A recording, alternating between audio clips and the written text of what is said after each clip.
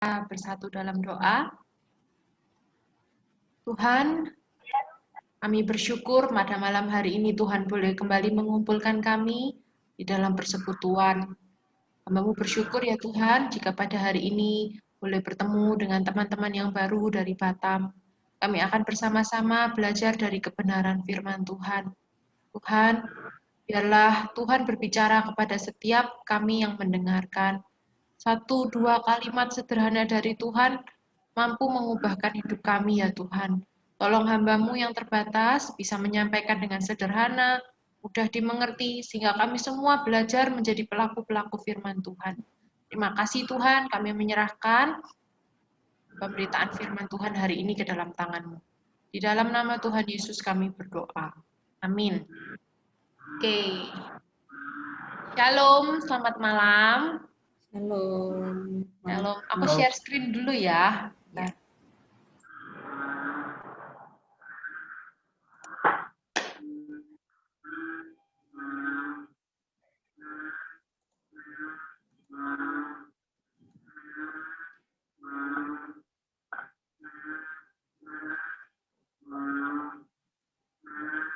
Oke, udah kelihatan ya? Oke. Jadi perkenalan dulu ya, karena tadi kan teman-teman semua sudah memperkenalkan diri. Sekarang giliran aku yang memperkenalkan diri. Hai semuanya, namaku Kathleen Kane Nugroho. Awalnya agak kebule-bulean ya, Kathleen Kane. Belakangnya tetap Nugroho kayak gitu. Ya, aku berasal dari Surabaya. Mungkin pasti kedengeran suaranya medok. Ya, itu sudah dari lahir demikian. Terus kenapa bisa sampai di sini? Kenal sama Grace waktu di saat ya kami teman, kadang musuh, kadang teman. Enggak ya. Teman, kami berteman dari di saat sampai dengan sekarang ya. Saya bersyukur bisa malam hari ini ketemu sama teman-teman semua yang dari Batam. Meskipun sebenarnya saya sendiri belum pernah ke Batam. Ya, berharap suatu hari nanti bisa ya. Semoga kayak gitu. If God's will. Sudah mulai aja. Ya, hari ini firman Tuhan diambil dari Yakobus pasal 4 ayat 13 sampai 17. Kita buka sama-sama ya. Yakobus pasal 4 ayat 13 sampai 17. Saya akan bacakan bagi kita semua. Oke.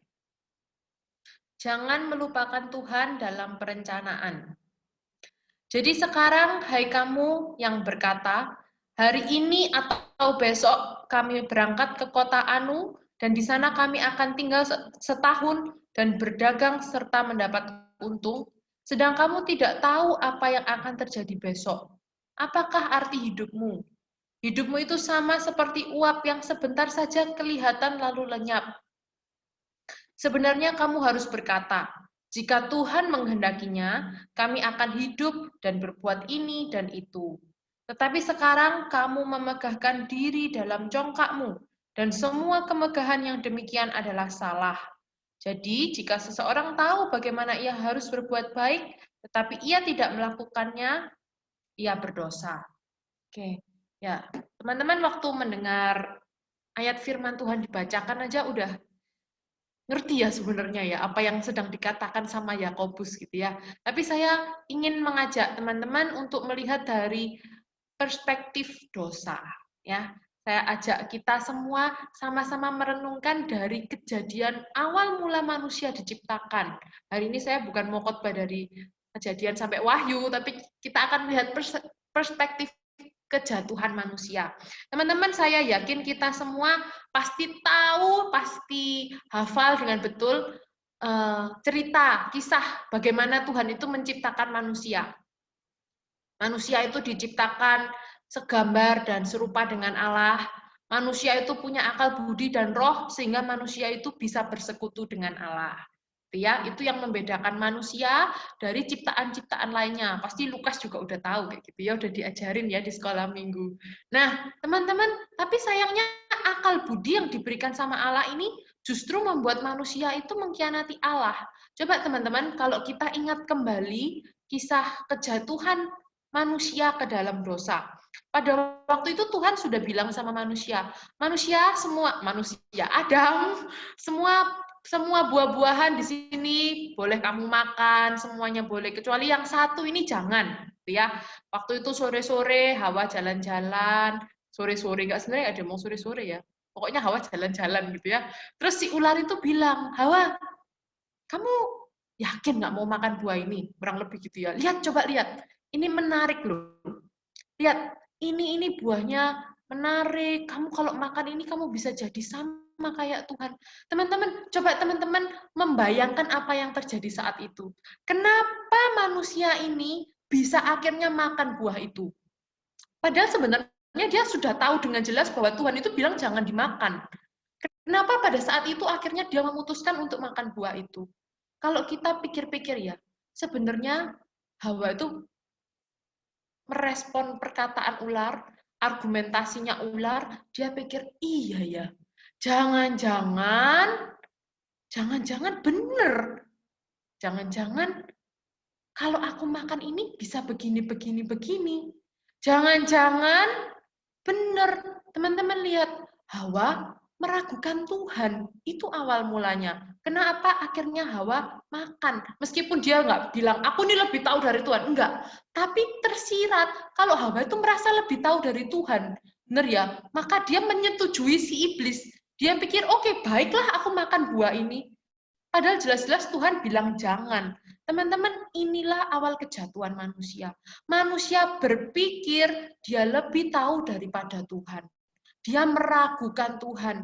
Hawa tidak 100% percaya sama Tuhan. Harusnya kalau Hawa 100% percaya sama Tuhan, dia yakin Tuhan itu sumber kebenaran, Tuhan tidak pernah salah, dia pasti tidak dengerin ular dong. Tapi ternyata diberi argumentasi sama ular, dia goyah juga. Dia berpikir jangan-jangan, akhirnya dia makan. Teman-teman, dosa ini terus turun-menurun dari Hawa sampai kepada kehidupan kita saat ini. Natur dosa ada sampai saat ini, teman-teman. Bahkan semakin majunya zaman membuat natur dosa ini semakin dibuahi. Cara kerja iblis dari dulu sampai sekarang itu tetap sama. Ia nggak datang sebagai Lucifer dan berkata, ayo sembahlah aku, sembah aku. Nggak mungkin. Kalau iblis datang sebagai Lucifer dan bilang gitu, kita pasti nggak mau begitu ya. Tapi iblis itu suka membuat kita merasa bisa mengandalkan sesuatu yang lain, atau bahkan diri kita sendiri, atau pikiran kita sendiri, sehingga tanpa sadar kita merasa lebih tahu, lebih mampu, dan kita jadi menggeser ke posisi Tuhan dalam hidupnya kita. Teknologi begitu maju, informasi gampang didapat. Bukankah generasi micin ini jauh lebih pintar gitu ya daripada generasi mak bapak kita? Ya semoga nggak ada yang dengar orang tua. Kadang-kadang merasa gitu nggak sih? Ya kan, segala-segala bisa kita cari gitu. Kita bisa tahu, kita bisa dapat banyak informasi. Kita tahu sebab akibatnya dan banyak hal gitu. Kalau orang zaman dulu belajar segala sesuatu tuh tunggu diberitahu sama orang tuanya. Kalau kita mau belajar apa aja, kita tinggal ketik dan kita bisa tahu jawabannya. Sehingga kita rasanya bisa mengatur hidup kita itu lebih baik. Kita bisa membuat keputusan-keputusan yang kelihatannya lebih baik. Semakin kita merasa lebih tahu, lebih mampu, sebenarnya lebih mudah juga kita itu terjebak di dalam mengabaikan Tuhan. Saya beri contoh ya teman-teman. Kalau kita merasa sakit kepala, pusing banget kayak gitu. Refleks pertama ngapain sih? Cari obat gitu ya. Ya obat yang cocok sama kita gitu ya. Kalau misalnya biasa minum tolak angin atau antangin, ya minum tolak angin atau antangin. Kayak saya suka ya. Atau misalnya biasa minum Paramek, gitu pusing, sakit kepala kita minum Paramek. Atau misalnya ada pakai balsem, ya nggak tahu ada nggak yang pakai balsem. Kita pakai balsem kayak gitu ya. Oke, itu kalau sakit kepala, pusing. And then nggak sembuh-sembuh nih. Ceritanya kita udah pakai obat terus nggak sembuh-sembuh. Teman-teman apa yang dilakukan? Browsing dong, browsing ya nggak sih? Kalau misalnya sakit, terus aduh ini kenapa ya ini ya? Kita mulai ketik di Google. Sakit kepala di bagian depan, apa artinya? Kayak gitu ya. Gejala apa? Kayak gitu. Kita bisa gampang banget kalau misalnya ada kesulitan apapun, kita bisa langsung search gitu. Kita bisa cari tahu apapun. Nah, kemudian kalau kita cari, terus Google-nya bilang, hati-hati, sakit kepala di bagian belakang itu jangan-jangan itu adalah tanda-tanda radang otak. Aduh, gawat. Langsung kita jadi panik, baru kita berdoa kayak gitu ya. Atau enggak kita cepet-cepet ke dokter. Kita cepet-cepet ke dokter. Dokter tolong, dokter ya apa ini? Periksaan saya di MRI lah, diapain kayak gitu ya. Terus pertanyaannya adalah kapan doanya?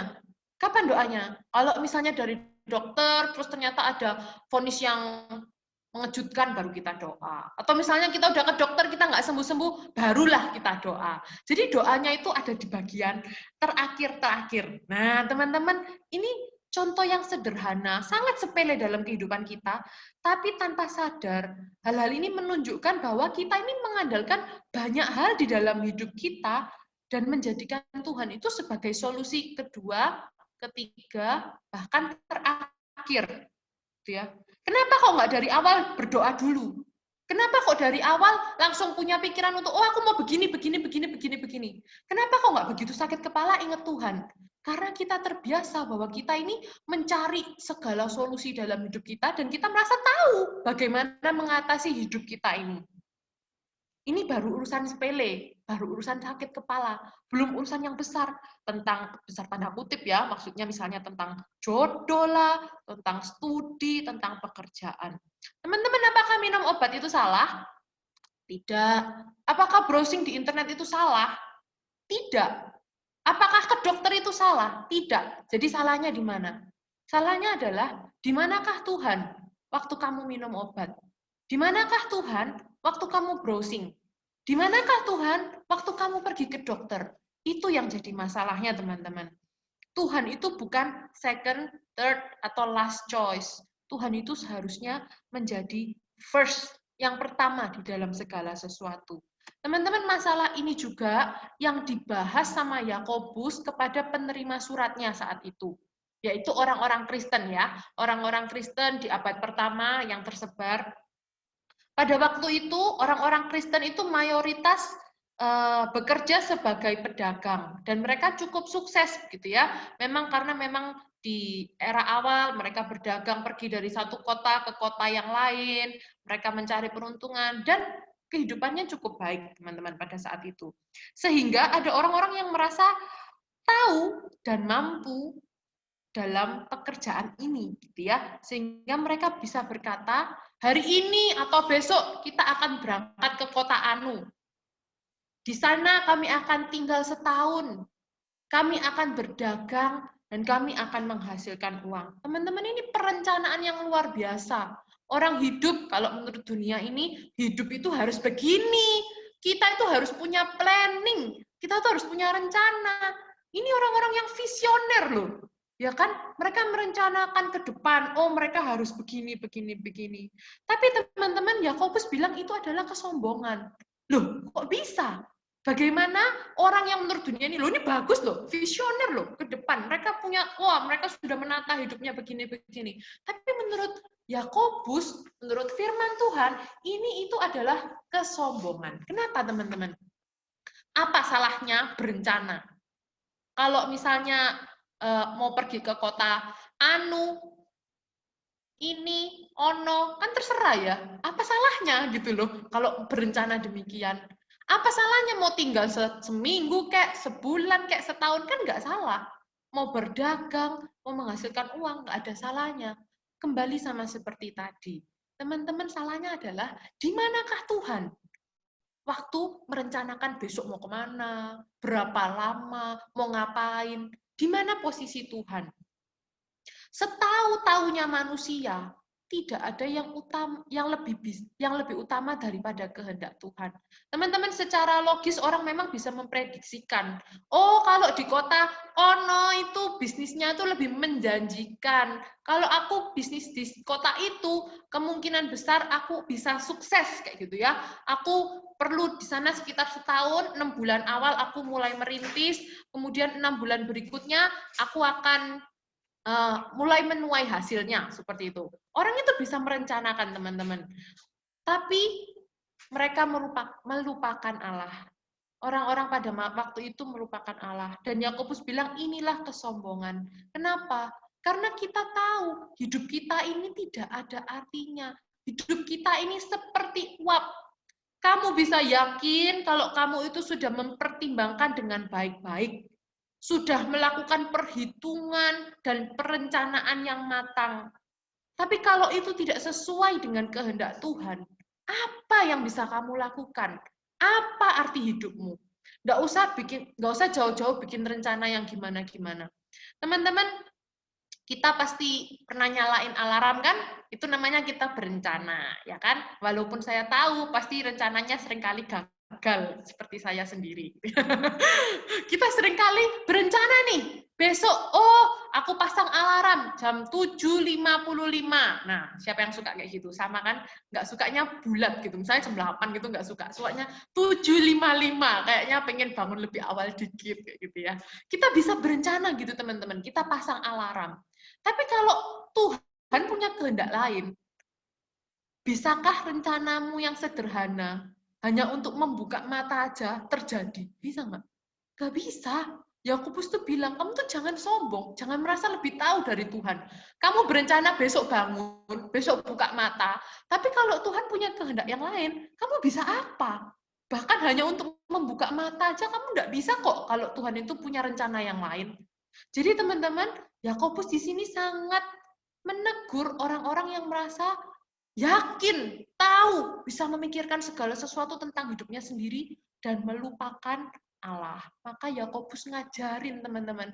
Yakobus bilang gini, oleh sebab itu kamu bilang begini, jika Tuhan menghendakinya, kami akan berbuat ini dan itu. Simple, teman-teman, sederhana.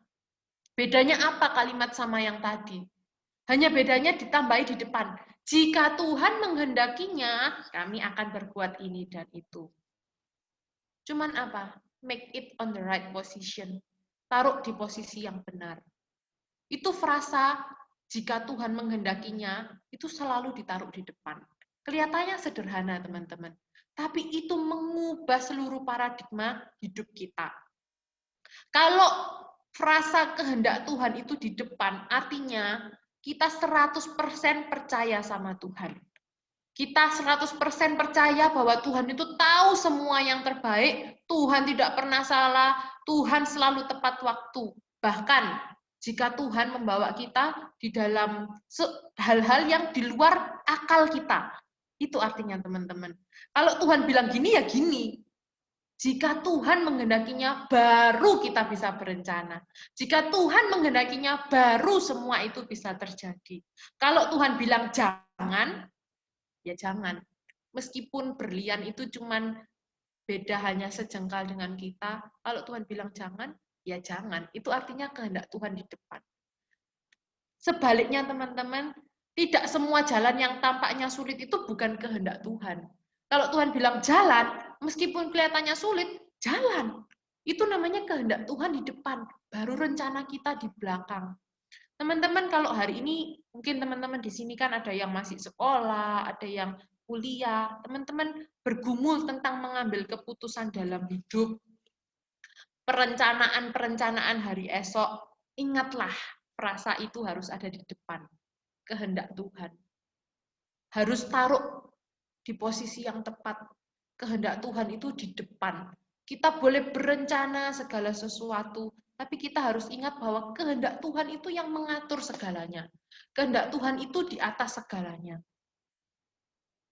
Kita bisa berpikir, kita bisa berlogika, menghitung, mempertimbangkan, mengolah informasi yang terpercaya, kita bisa berandai-andai, misalnya gini, oh kalau aku sama si boy, ya anggap aja si boy gitu ya, kalau aku sih sama si boy ini, kira-kira nanti aku bisa begini, begini, begini, aku tahu kelebihan, kelemahannya, aku kira-kira nanti akan melakukan ini dan ini dengan dia, tapi jangan lupa teman-teman, jangan sok tahu, kamu harus tempatkan Tuhan dulu di depan, ingat, kehendak Tuhan itu yang utama. Kita bisa berpikir, menimbang, mengandai-andai, dan sebagainya. Tapi kehendak Tuhan itu yang lebih utama. Kita bisa berpikir, oh kalau aku ambil jurusan ini, pasti lebih berguna. Aku bisa kerja ini, bisa kerja itu, aku bisa sukses dalam waktu yang singkat. Ingat teman-teman, jangan sok tahu. Kehendak Tuhan itu harus di depan. Kamu harus cari kehendak Tuhan dulu, baru kamu bisa berencana. Mungkin kamu berpikir, oh aku kerja di sini aja, kalau di sini tuh lingkungannya lebih baik, gajinya tuh juga oke daripada yang di sana, bosnya galak, lingkungannya nggak baik, dan sebagainya. Kelihatannya masuk akal, kelihatannya logis, tapi ingat, jangan sok tahu.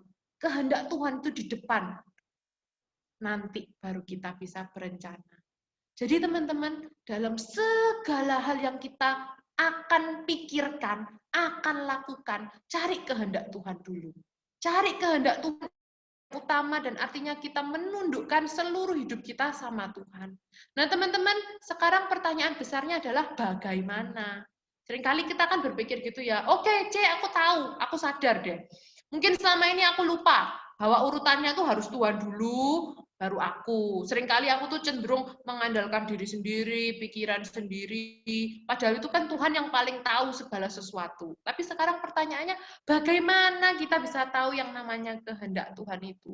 Oke, aku mau nih, aku mau dalam hidupku, aku mau kalau ambil keputusan, aku lihat, aku cari kehendak Tuhan dulu, baru kemudian aku. Tapi bagaimana? Ini pertanyaan semua orang di dunia ini gitu ya. Semua pengen tahu kehendak Tuhan, tapi bagaimana kita bisa tahu kehendak Tuhan? Yang pertama, tanyalah dalam kejujuran. Jangan bikin proposal. Teman-teman, kalau kita mengakui bahwa sumber segala kehidupan kita itu Tuhan, dan kita ini benar-benar mau tahu kehendak Tuhan, tanya dengan jujur dan dengan sungguh-sungguh.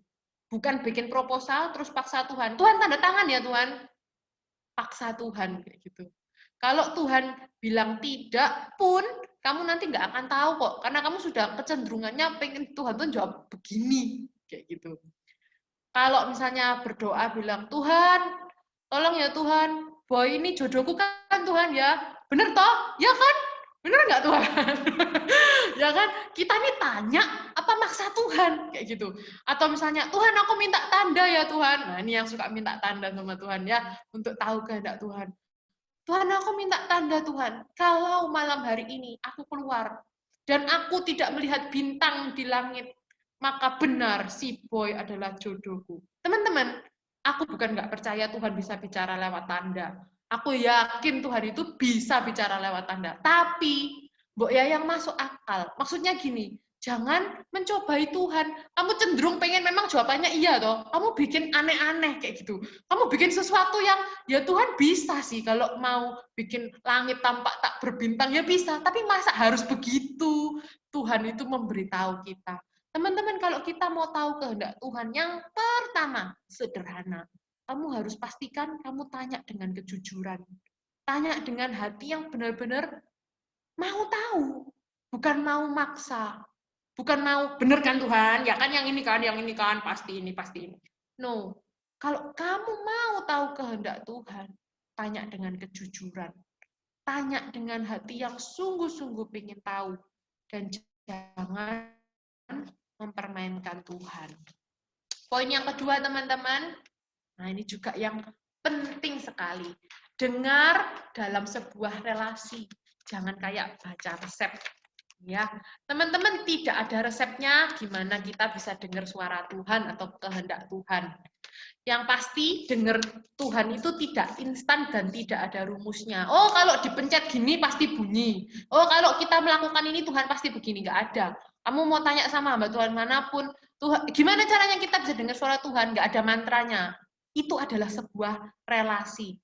Dengar Tuhan itu adalah sebuah keterampilan yang didapat dari proses perjalanan rohani. Bukan suatu hal yang instan. Dengar Tuhan itu bukan kayak baca manual book yang isinya cuma perintah-perintah, oh habis kamu gini, kamu gini, kamu gini. Bukan. Dengar Tuhan itu penuh relasi. Indah ya Tuhan itu. Tuhan mau ngomong sama kita tuh nggak kayak orang yang cuman gini, enggak. Tapi Tuhan itu pengen berelasi sama kita. Tuhan jawab di dalam sebuah relasi. Tuhan itu nggak akan bilang gini, nanti ya kamu tak tempatkan di kampus ini, kamu ngambil jurusan ini, kamu nanti ketemu dosen ini, terus kemudian kamu nanti bikin skripsi, judulnya ini, begini. Tuhan nggak kayak gitu, teman-teman. Tuhan itu berjalan bersama dengan kita. Kadang-kadang kita pengennya gitu ya, saya pun juga kalau lagi gini, berdoa mencari kehendak Tuhan, kadang pengennya gini, wes Tuhan kasih tahu aja, aku harus habis gini ngapain kayak gitu ya. Habis belok kiri, belok kanan, lurus 200 meter, belok kanan, pengennya jelas kayak gitu. Tapi teman-teman, Tuhan itu beda sama kita. Tuhan ingin kita menikmati berjalan bersama Tuhan. Tuhan pasti, ini jaminannya, Tuhan pasti bicara. Kapan? Di setiap persimpangan. Ketika itu dibutuhkan, ketika kamu sampai di persimpangan, Tuhan nanti kasih tahu, kamu harus belok kiri atau belok kanan atau lurus. Kadang kita, Tuhan, ini mari belok sini, mari gitu, belok mana. Kadang Tuhan tuh nggak gitu. Tuhan tuh mau jalan sama kita. Jalan, dan nanti di setiap persimpangan Tuhan pasti kasih tahu. Tuhan kasih tahu kamu sekarang belok kanan. Kamu belok kanan, jalan lagi sama Tuhan, nikmati. Nanti Tuhan kasih tahu, sekarang belok kiri. Tuhan pasti bicara. Nah, teman-teman, Tuhan ini bicaranya lewat saat teduh. Relasi yang intim sama Tuhan itu didapatkan lewat apa? Lewat saat teduh. Makanya kalau kita saat teduh itu bukan nyari wangsit. Maksudnya gini, kalau kamu merasa bingung, kamu merasa butuh jawaban dalam hidup, baru saat teduh, itu salah, teman-teman. Karena saat teduh itu berelasi sama Tuhan. Waktu kita berelasi sama Tuhan, kita semakin dekat, semakin intim sama Tuhan, maka kita akan peka kok kalau Tuhan bilang belok kanan atau belok kiri. Kita akan peka kok kalau Tuhan bilang stop atau maju. Jadi, jangan cuma kalau ada masalah, baru saat teduh. Tuhan itu bukan manual book, bukan resep yang bisa kamu baca terus ketemu jawabannya. Bukan, Tuhan itu adalah Allah yang berelasi dengan kita. Makanya teman-teman sering saat teduh, sering nyanyi, memuji Tuhan, self-talk sama Tuhan. Self-talk itu maksudnya keluar bahasa Surabayanya, toh. Maksudnya kita tuh sering ngobrol sama Tuhan. Waktu kita memikirkan apa, waktu kita punya pertimbangan apa, ngobrol sama Tuhan. Tuhan pasti bicara. Tidak pernah Tuhan itu membiarkan kita tersesat, teman-teman. Tuhan pasti bicara, itu janjinya Tuhan. Siapa yang cari Tuhan, Tuhan pasti bicara. Gimana caranya? Yaitu berelasilah. Nggak ada rumusnya yang bisa saya sharekan buat teman-teman. Berelasilah, berlatih mendengar suara Tuhan. Dengerin Tuhan itu ngomong apa sama kita, teman-teman. Tuhan bisa bicara lewat orang lain, bisa bicara lewat peristiwa-peristiwa, bisa bicara lewat saat teduh langsung. Banyak. Pokoknya intinya kamu deket sama Tuhan, pasti kamu tahu kok kalau itu Tuhan yang ngomong sama kamu. Nah, teman-teman, hari ini saya bersyukur ya dapat teks khotbah ini, karena ini juga jadi satu hal yang terus saya gumulkan di dalam hidup saya. Saya pun pernah, ya kan, misalnya ada teman-teman yang dari SMA mau masuk kuliah, punya pergumulan tentang nanti pilih jurusan apa, masuk kuliah mana. Saya pun mengalaminya, teman-teman. Saya share ya, waktu itu saya kelas 2 SMA itu saya berdoa sama Tuhan. Ini berdoa loh, sudah berdoa ya. Berdoa, Tuhan, nanti mau kuliah gimana? Tanya sama Tuhan. Tuhan, saya itu terpanggil, maksudnya dalam hati saya tahu saya punya beban untuk jadi seorang guru, kayak gitu. Dan waktu SMA itu saya bilang, Tuhan, saya mau cari universitas yang ada jurusan pendidikan Kristen. Saya mau kuliah pendidikan Kristen. Seperti itu. Akhirnya saya cari, terus kemudian saya nemu UPH Jakarta, teman-teman. Nah, di sana itu menyenangkannya adalah ada beasiswanya. Beasiswanya itu bahkan sampai 100%. Jadi waktu itu saya sudah menjalani tes, wawancara, dan mendapatkan beasiswa 100%. Jadi tinggal orang-orangan aja nih berangkat ke Jakarta, bawa baju, nanti di sana sudah disiapkan transportasinya, asramanya, uang sekolahnya, semua ditanggung sama sekolah, kayak gitu, sama UPH. Jadi menurut saya itu luar biasa, wow, luar biasa Tuhan, kayak gitu. Tapi waktu saya cerita ke orang tua saya bilang, waktu papa mama mendoakan, menggumulkan, kayaknya bukan deh, kayaknya bukan itu deh. Waktu dengar itu teman-teman, saya tuh nggak terima. Kenapa? Sekali lagi ya, ternyata tidak semua kesempatan baik itu rencana Tuhan. Saya pikir, ini loh kesempatan baik. Tidak semua orang bisa dapat kesempatan ini. Papa mama aku ini aneh, kayak gitu ya. Harusnya orang kalau dapat kesempatan ini pasti diambil, ya kan? Dapat beasiswa 100% loh. Sesuai dengan apa yang digumulkan. Waktu itu saya gondok. Gondok itu bahasa Indonesia atau bukan ya? Ya, jengkel kayak gitu ya. Jengkel karena merasa, kenapa? Why? Menurutku ini baik loh. Kayak gitu. Tapi waktu itu papa mama saya mengingatkan, doa. Tanya sama Tuhan. Gitu ya. Waktu itu saya sampai nangis-nangis. Kenapa? Karena begini. Kalau saya tidak masuk UPH, artinya saya akan menunda 1 tahun kuliah. Dan itu saya nggak mau banget. Kenapa? Karena saya sama adik saya umurnya hanya beda 1 tahun. Jadi kalau saya menunda kuliah, otomatis saya kuliahnya akan barengan sama adik saya. Dan itu buat saya memalukan. Kayak nanti dikira orang aku nggak naik kelas atau apa, kayak gitu ya. Jadi berpikir, loh ini tuh menurut akalku ya ini yang baik. Ini the best thing, kayak gitu. Tapi kembali lagi teman-teman, waktu itu saya belajar untuk tanya sama Tuhan. Tanya dengan apa? Tanya dengan kejujuran. Benar-benar terbuka untuk tanya Tuhan, apa yang jadi kehendak Tuhan. Waktu saya benar-benar tanya dengan kejujuran ya, Tuhan itu bicara. Saya tahu itu Tuhan bicara, meskipun saya nangis-nangis, karena jawabannya tidak sesuai dengan apa yang saya inginkan. Tuhan ngomong lewat saat teduh, Tuhan ngomong lewat orang-orang di sekitar, sampai intinya saya yakin bahwa Tuhan itu mau saya untuk memang stay, menunggu 1 tahun. Dan tanpa kejelasan. Gak tahu 1 tahun mau ngapain. Gak tahu terus mau kuliah apa. Teman-teman, itu bukan sebuah keputusan yang mudah. Itu keputusan yang sangat sulit. Tapi di situ saya belajar. Kehendak Tuhan itu selalu yang utama.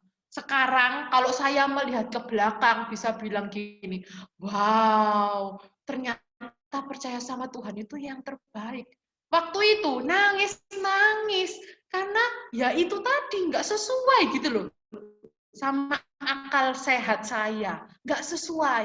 Waktu itu akhirnya setelah menunda 1 tahun, saya mau masuk ke UPH lagi, ternyata ada open house saat. Saya tuh udah bilang, saya disuruh ikut. Saya bilang, saya nggak mau amit-amit jadi hamba Tuhan. Maksudnya jadi pendeta, nggak mau. Kenapa? Karena bagi saya, pendeta itu biasanya sukanya itu apa? Mendebati orang lah, suka kayak gitu. Maafkan ya. Dulu saya punya pikiran yang seperti itu, makanya saya nggak mau. Tapi ternyata teman-teman waktu ikut Tuhan, sampai saat ini, hari ini saya jadi guru. Seperti apa yang dulu saya gumulkan sama Tuhan. Tapi jalannya itu ikut Tuhan. Dan ternyata itu yang terbaik. Itu memang yang saya butuhkan. Kalau saya melihat ke belakang, ya Tuhan terima kasih. Nggak bisa ngomong apa-apa lagi. Benar-benar ini yang terbaik. Tentang jodoh pun sama teman-teman. Grace Peace pasti tahu gitu ya. Saya tuh punya kriteria. Oh, pengennya jodoh, pengennya tuh dapet cowok itu yang kayak gini, gini, gini. Pengennya punya pikiran, oh kalau saya sama orang yang seperti ini pasti lebih bahagia deh. Kalau sama orang yang seperti ini pasti hidupku tuh lebih melayani Tuhan dengan lebih luar biasa deh, kayak gitu ya. Nah, teman-teman, tapi waktu Tuhan itu tuntun, ini kalau saya ceritakan lagi nanti bisa selesainya lama banget ya. Intinya saya waktu awal saya merasa suami saya yang sekarang ini itu sebenarnya tidak seperti kriteria saya. Tapi Tuhan berbicara dengan jelas. Yaitu ya bukan kayak gini, situ jodohmu, bukan itu loh ya. Sekali lagi, lewat relasi sama Tuhan. Lewat hal-hal Tuhan meneguhkan, akhirnya saya sama dia. Dan hari ini saya sudah menikah, kan sudah nikah 1 tahun lebih. Ternyata teman-teman, banyak hal, kalau orang lain ya, banyak hal kan setelah nikah tuh banyak kejelekan-kejelekan yang nggak diketahui sebelumnya, kayak gitu ya. Saya kebalikan, sejujur-jujurnya ini. Setelah menikah, saya merasa Ya ampun, banyak kebaikan-kebaikannya yang selama ini saya tidak tahu. Saya sampai bilang, tahu gitu dari dulu kok aku tahu, aku nggak pakai ragu-ragu kayak gitu ya. Tahu gitu dari dulu, aku yakin sama kamu. Setelah nikah baru tahu. Nah teman-teman, itu sepenggal sedikit pengalaman hidup saya yang bisa saya sharingkan sama teman-teman. Hari ini kalau teman-teman bergumul tentang hal yang sama, tentang masa depan, perencanaan, ingat, kita sebagai manusia itu sangat terbatas. Jangan sombong seolah-olah kita ini lebih tahu daripada Tuhan. Tuhan, aku lebih tahu apa yang terbaik untuk hidupku. Tuhan, aku lebih tahu. Kalau aku kayak gini tuh nggak bisa, Tuhan. Kalau aku kayak gini loh baru bisa. Kayaknya kita lebih tahu segalanya. Jangan sombong. Tuhan itu lebih tahu. Kalau kita tempatkan kehendak Tuhan di depan, teman-teman, hidup kita itu akan terus berjalan bersama dengan Tuhan. Dan Tuhan menuntun masuk di dalam rencananya yang indah. All my plans are started with if God's will. Biarlah itu semua jadi doa kita.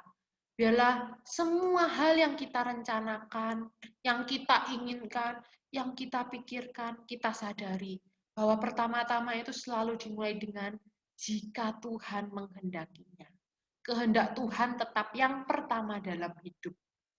True blessing is experience if I being where God wants me to be and doing what God wants me to be. Berkat yang sejati itu akan kamu alami kalau kamu berada di mana Tuhan mau dan melakukan apa yang Tuhan mau. Jangan pernah takut salah, teman-teman. Tuhan itu tidak mungkin salah. Kalau kita mencurigai, maksudnya gini, kita harus nurut sama orang yang nggak bertanggung jawab, nggak jelas. Bolehlah kita ini ragu-ragu, teman-teman. Tapi ini Tuhan, men. Masa kamu ragu-ragu kalau Tuhan yang pimpin hidupmu? Masa kamu ragu-ragu kalau Tuhan yang menyatakan kehendaknya? Biarlah hari ini semua teman-teman yang dengar boleh sama-sama dapat berkat, sama-sama melakukan firman Tuhan dalam perencanaan hidup. Mari kita berdoa. Tuhan, kami bersyukur malam hari ini firman Tuhan boleh berbicara kepada setiap kami. Tuhan, dalam hidup kami punya banyak sekali rencana. Kami bisa berpikir karena akal budi ini juga diberikan sama Tuhan. Kami bisa mempertimbangkan, merencanakan segala sesuatu. Tapi Tuhan tolong kami untuk ingat, yang pertama-tama adalah kehendak Tuhan itu di atas segalanya. Kami ini mendengarkan Tuhan, kami ini mengikuti Tuhan. Semua yang kami rencanakan mengikuti kehendak Tuhan. Tuhan tolonglah setiap pemuda remaja di gereja ini ya Tuhan, supaya sama-sama bisa terus berelasi sama Tuhan. Bisa terus bertumbuh di dalam Tuhan. Saat teduh bukan cuma waktu butuh aja, tapi benar-benar berelasi sama Tuhan sehingga kami bisa dengar apa yang jadi kehendak Tuhan. Bagaimana Tuhan menuntun hidup kami. Dan suatu hari kami akan melihat, menyaksikan bahwa rencana Tuhan, kehendak Tuhan itu adalah yang terbaik untuk setiap kami. Terima kasih ya Tuhan, hamba-Mu sudah selesai berbicara. Tuhan terus, Roh Kudus ingatkan pada setiap pemuda remaja saat mereka mengambil keputusan dalam hidup sehari-hari, Roh Kudus yang terus mengingatkan akan kebenaran firman Tuhan. Terima kasih Tuhan Yesus, dalam nama Tuhan Yesus kami berdoa. Amin.